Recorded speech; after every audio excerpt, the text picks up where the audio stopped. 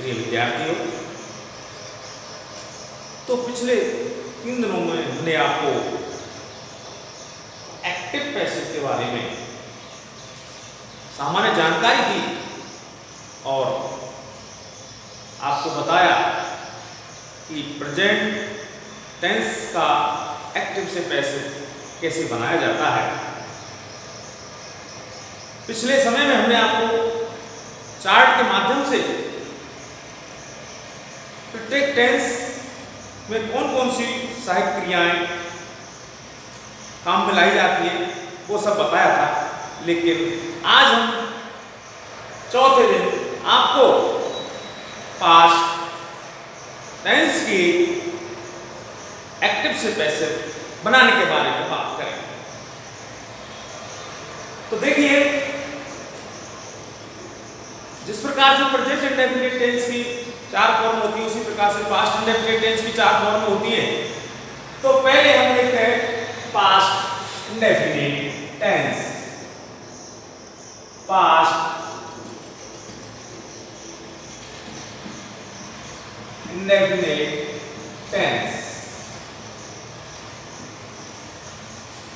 Past indefinite tense के बारे में जैसा आप जानते हैं कि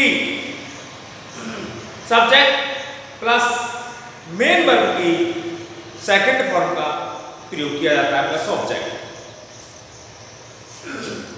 मैंने आपको चार्ट में बताया था कि पास्ट इंडेफिनिट टेंस की एक्टिव से पैसिव बनाते समय हेल्पिंग वर्ब के रूप में बाद वर्ब का प्रयोग किया जाता है, और मैंने आपको बताया कि एक्टिव से पैसिव बनाते समय मेन वर्ब की थर्ड फॉर्म का प्रयोग हर टेंस में होता ही है। तो जैसा कि ये पहला उदाहरण है, राम कंप्लीटेड हिज होमवर्क। ये एक्टिव वॉइस का सेंटेंस है, और जब हम इसको पास्ट टेंस के सेंटेंस को पैसिव बनाएंगे तो होमवर्क जो ऑब्जेक्ट है इसको पैसिव बनाते समय सब्जेक्ट के स्थान पर रखते हैं। हिज होमवर्क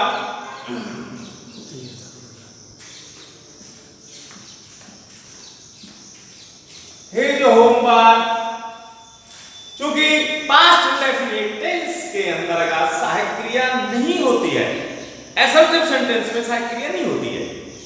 नेगेटिव और इंट्रोगेटिव में तो आती है डिड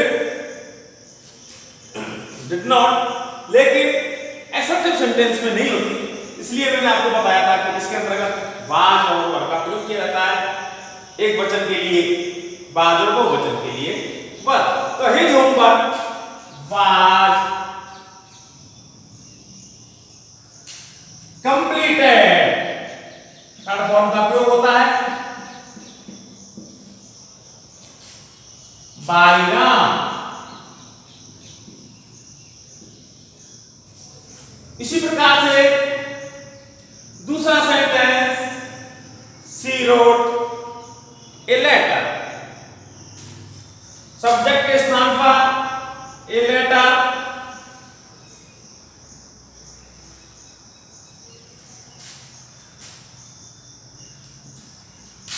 वाज इसकी थर्ड फॉर्म रिटर्न।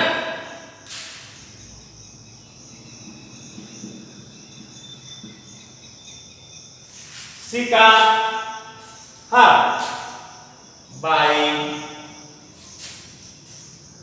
हर, सी का ऑब्जेक्टिव केस हर। तो पास्ट इंडेफिनिट टेंस की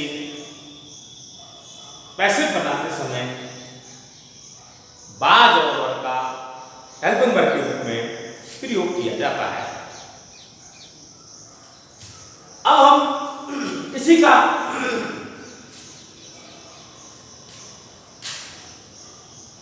पास्ट कंटिन्यूअस टेंस लेते हैं।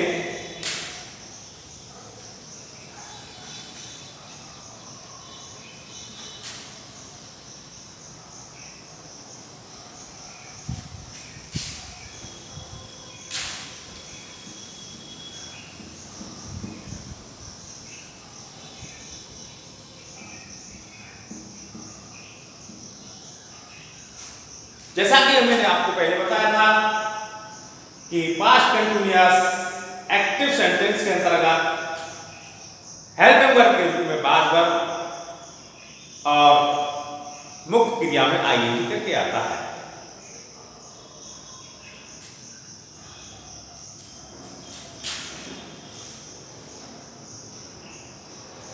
राम was eating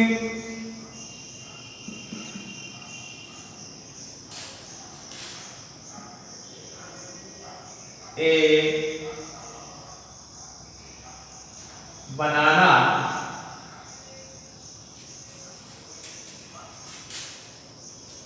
चार्ट में मैंने आपको बताया था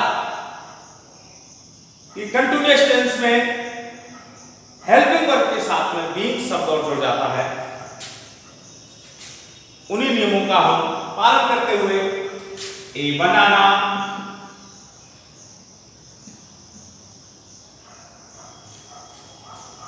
वाज एक वचन के लिए वाज, बहुवचन के लिए was, A banana was being eaten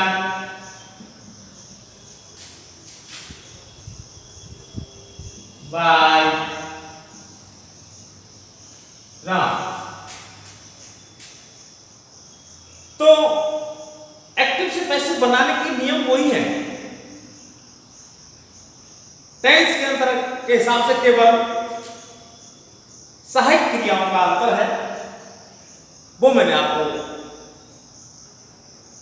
chart के माध्यम से बता दिया। इसी तरह से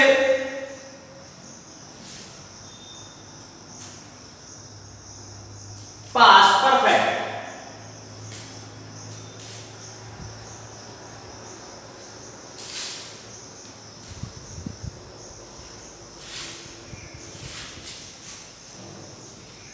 past perfect tense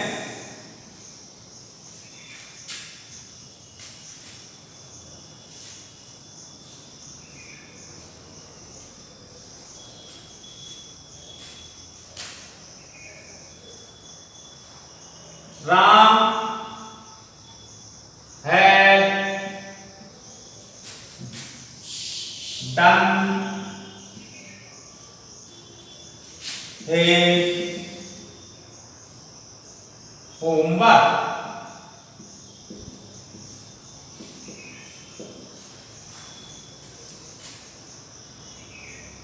past tense के साथ में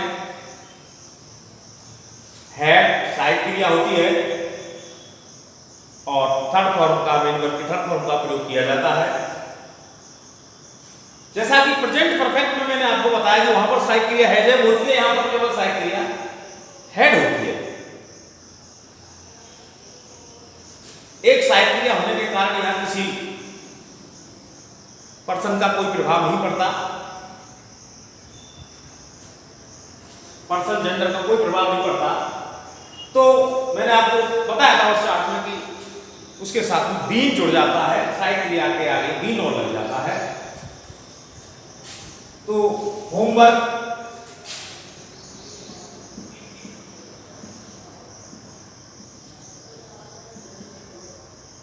had been done by Ram।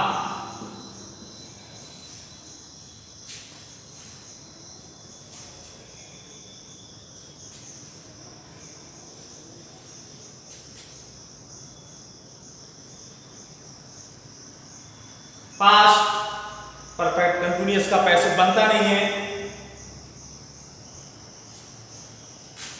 इसी प्रकार से इनके नेगेटिव और इंट्रोगेटिव जो सेंटेंस हैं पूर्व की भांति सहायक क्रिया वही रहती है, नेगेटिव के साथ में नॉट का प्रयोग हो जाता है। इंटरोगेटिव में यदि सहायक क्रिया वाक्य के शुरू में है तो वो सहायक क्रिया ही शुरू में आती है, और यदि WH का है तो WH सहायक क्रिया से पहले आ जाता है। नियम वही पूर्व की भांति रहेगा जो पहले आपको मैंने बताया। अभी अगर हम यहां नॉट लगाते हैं नेगेटिव के लिए तो केवल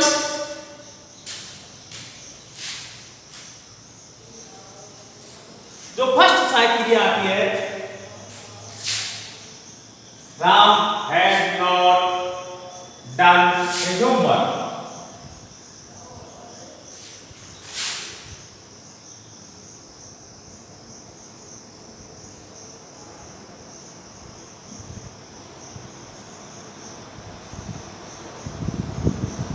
his homework had not been done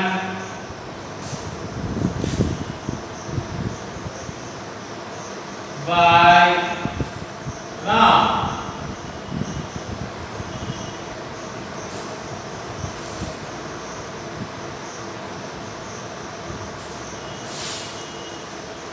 Homework had not been done by Ram. केवल नॉट आ गया। ये हमेशा ध्यान रखना है कि नॉट को जो प्रथम उसकी सहायक क्रिया है, सहायक क्रिया चाहे इतनी भी बड़ी हो, पहली सहायक क्रिया के बाद में ही नॉट रख दिया जाता है। तो Ram had not, homework had not been done by Ram.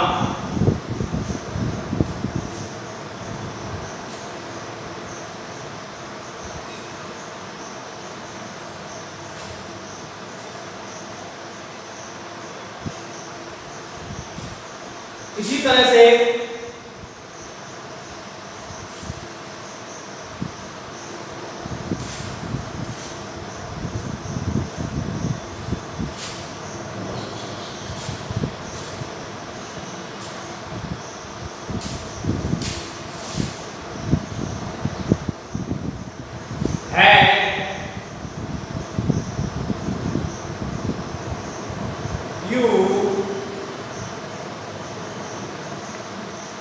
taken tea।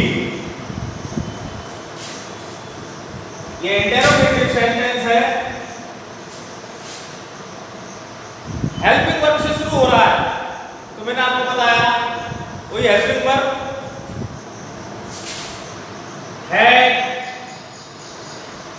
tea been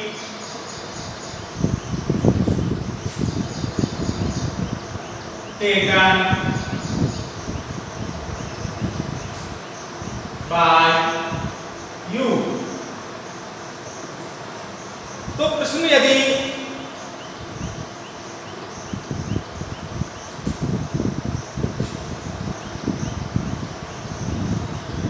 सहायक क्रिया से है शुरू, तो सहायक क्रिया ही हम पैसिव बनाते समय शुरू में रखते हैं। लेकिन अगर इंटरोगेटिव सेंटेंस WH से शुरू है, जैसे हम इसमें यहां WH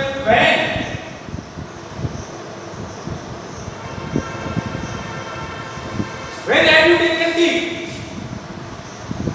तो यहां भी वही WH हमारा पहले आ जाएगा when had tea been taken by you। नियम वही है जो आपको पहले बताए गए हैं।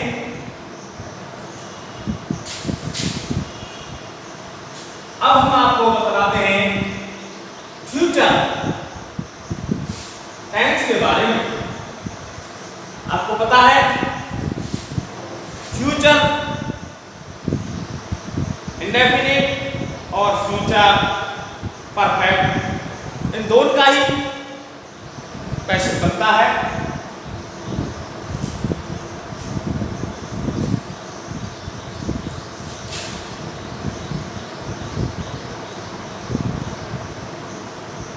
फ्यूचर टेंस इंडेफिनिट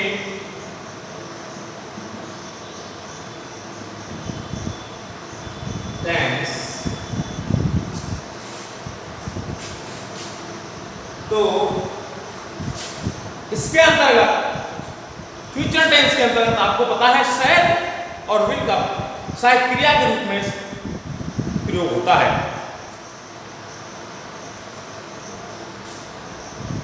पैसिव बनाते समय इनके साथ में सहायक क्रिया के साथ में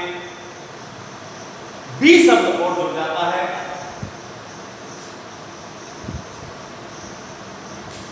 उदाहरण के लिए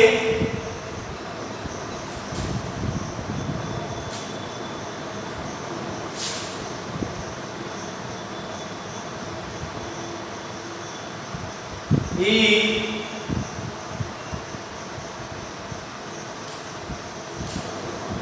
said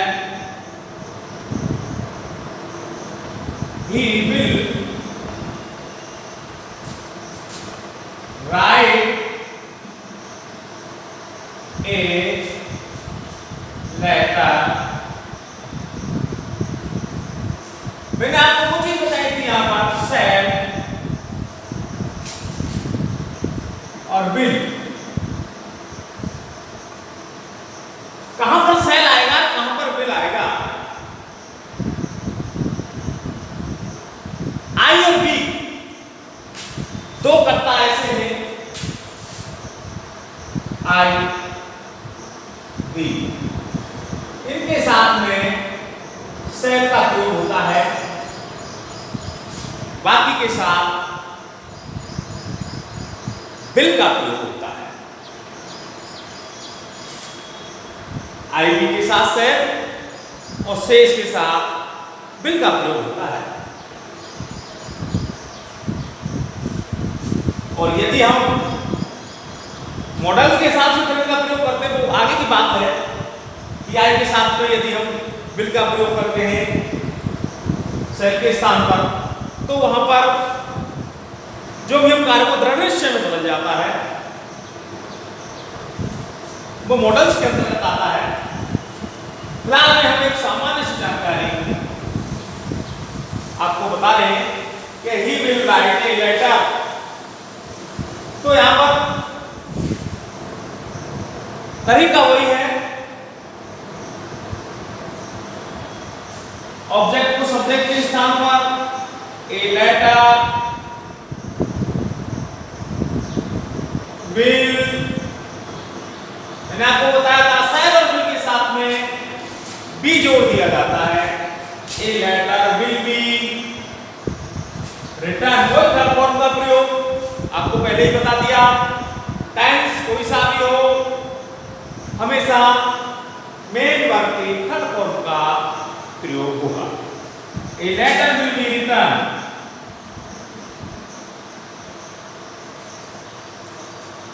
by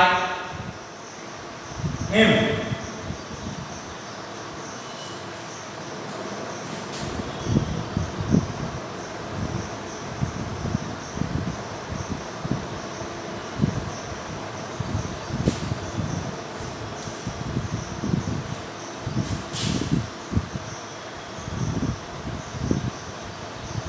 दूसरा उदाहरण,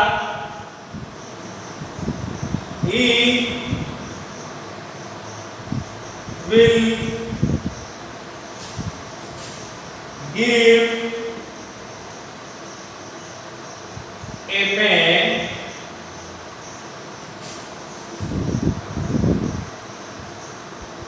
he will give me a book।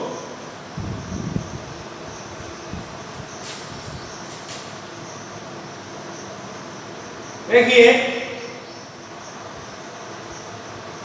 इस सेंटेंस को हम दो प्रकार से मतलब बना सकते हैं, क्योंकि इसके अंतर्गत अब आप थोड़ा कंफ्यूजन में हो जाएंगे। एक है बुक और एक है मी। अब हम इसमें से कौन सा ऑब्जेक्ट चुने, क्योंकि हमें से हमको यहां पर एक रखना है। एक को बोलते हैं डीओ और एक को बोलते हैं आयु। आयु का मतलब इनडायरेक्ट ऑब्जेक्ट और डीओ का मतलब डायरेक्ट ऑब्जेक्ट। दोनों ही प्रकार से हम इस सेंटेंस को बना सकते हैं।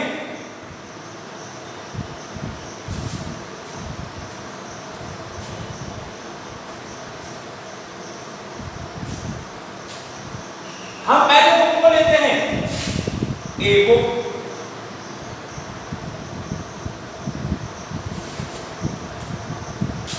Bill,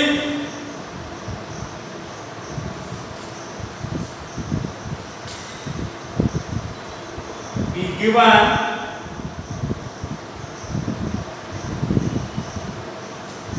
a book will be given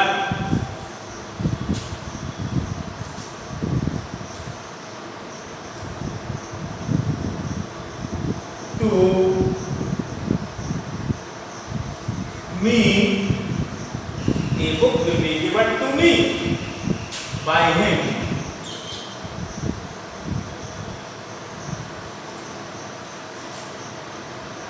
दूसरा उदाहरण हम इनडायरेक्ट ऑब्जेक्ट को लेकर के कर सकते हैं। मी का जब हम सब्जेक्ट के स्थान पर रखेंगे तो उसका सब्जेक्टिव केस हो जाएगा, क्योंकि ये ऑब्जेक्टिव केस है तो आई से मी बनता है, आई सब्जेक्टिव केस है, मी ऑब्जेक्टिव केस है, तो मी का सब्जेक्टिव केस क्या होगा, क्योंकि हम इसको सब्जेक्ट के स्थान पर रखने जा रहे हैं इसलिए इसका सब्जेक्टिव केस होगा। तो आई,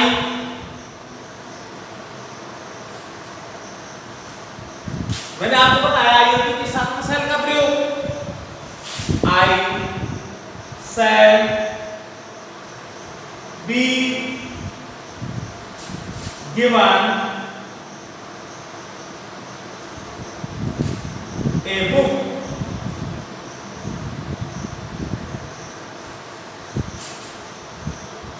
आई shall be given a book by him।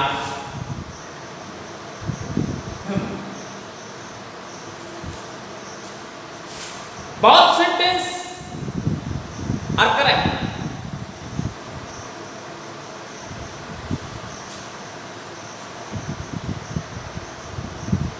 you can make passive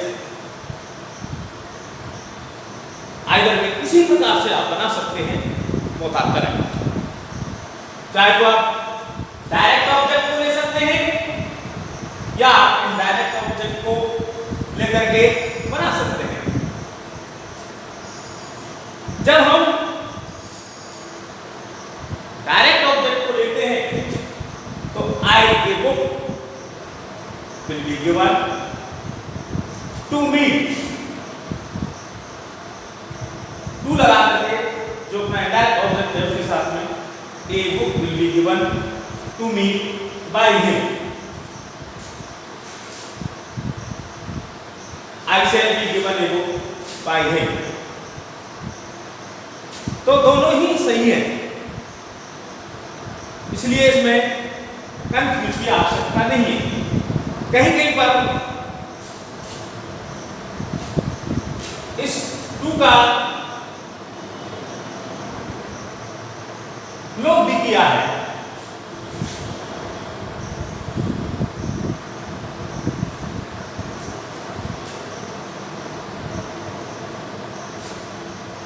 आगे हम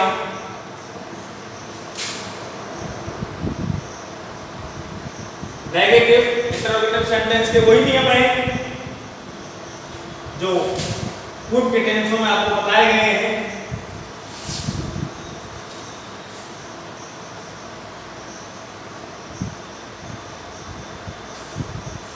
फ्यूचर कंटिन्यूअस का बनता नहीं,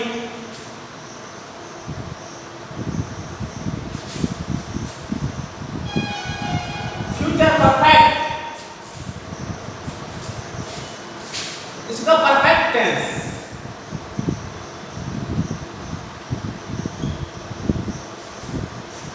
जिस प्रकार से प्रेजेंट परफेक्ट के अंतर्गत हैव का था प्रयोग, है का, उसमें हेड का था, इसके साथ में विल हैव और शैल है, जो मैं आपको चार्ट में बताया था हमने पैसिव बनाते समय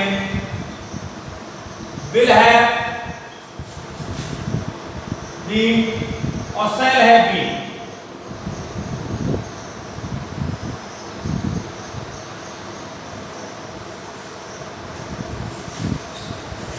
फ्यूचर परफेक्ट के आप पैसिव बनाते समय will have been shall have been, वही नियम वही है, इसके साथ में शैल हैव, शेष के साथ में विल हैव। तो जब इसका एक्टिव होता है तो उसके अंतर्गत देखिए उदाहरण के तौर पर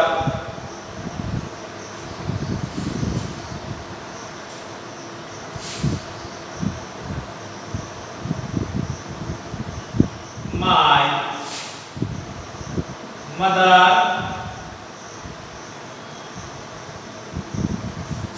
will have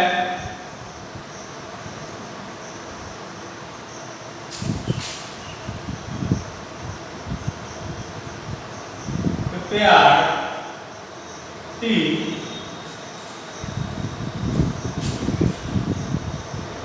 before I get up।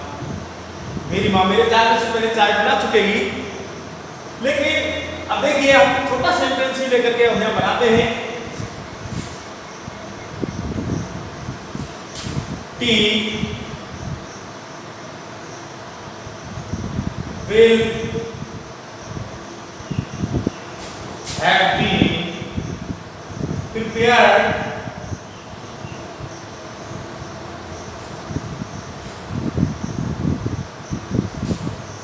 by mother।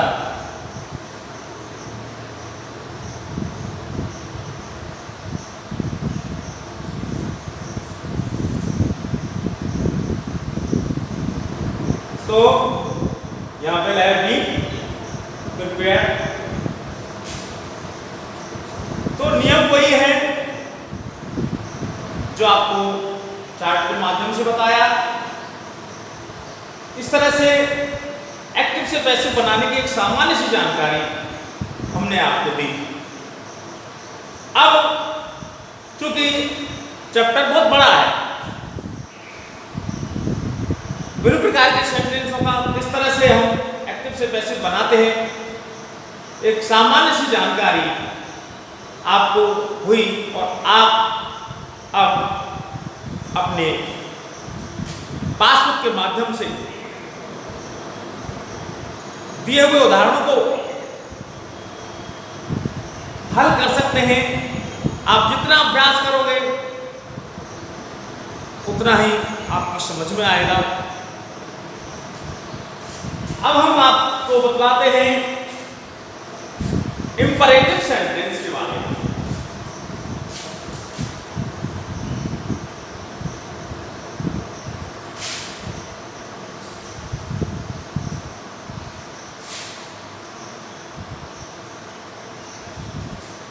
इससे पहले मैं आपको एक छोटी सी जानकारी और देना चाहूंगा। मैंने आपको प्रश्नवाचक जो सेंटेंसों का पैसिव बनाने के लिए कहा था WH, लेकिन WH में एक शब्द ऐसा है हूं, जिसका पैसिव कुछ अलग तरह से ही बनता है। देखिए हूं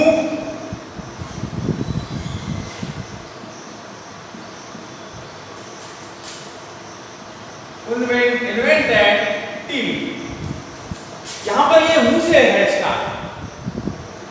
तो इस प्रकार के सेंटेंसों का पैसिव बनाते समय देखिए कैसे बनाते हैं। सबसे पहले जो बाई बाद में लिखते थे वो बाई यहां पर या तो हम पहले लगाते हैं कैसे बाई और हूं का हूं कर देते हैं बाई हूं।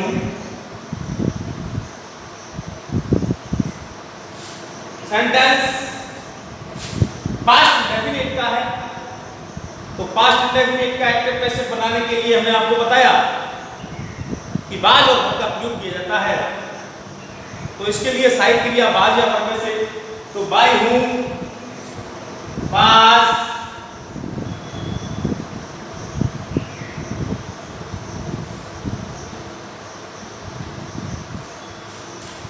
By whom was, the tea tea invented.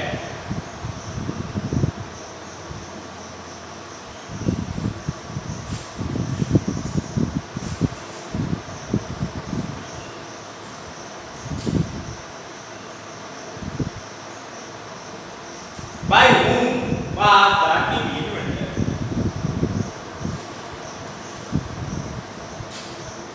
By को पीछे भी ले जा सकते हैं, दूसरी तरीका से भी इसको बना सकते हैं, whom was the TV invented?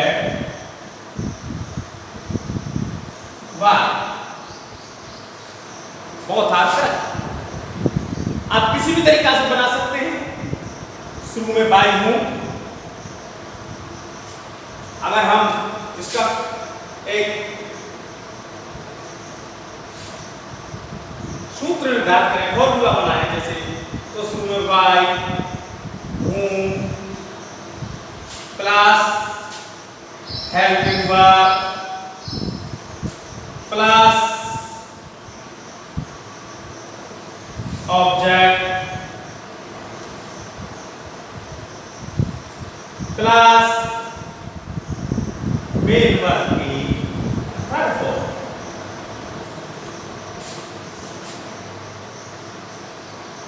दूसरे तरीका से भी आप बना सकते हैं, दोनों ही सही है। तो आप इस बात का ध्यान रखें कि यदि सेंटेंस इंटरोगेटिव है और वो भी हूं से है, हूं का है, तो वो सेंटेंस इस तरह से बनेगा। अब मैं अभी आपको बता रहा था, इसी प्रकार से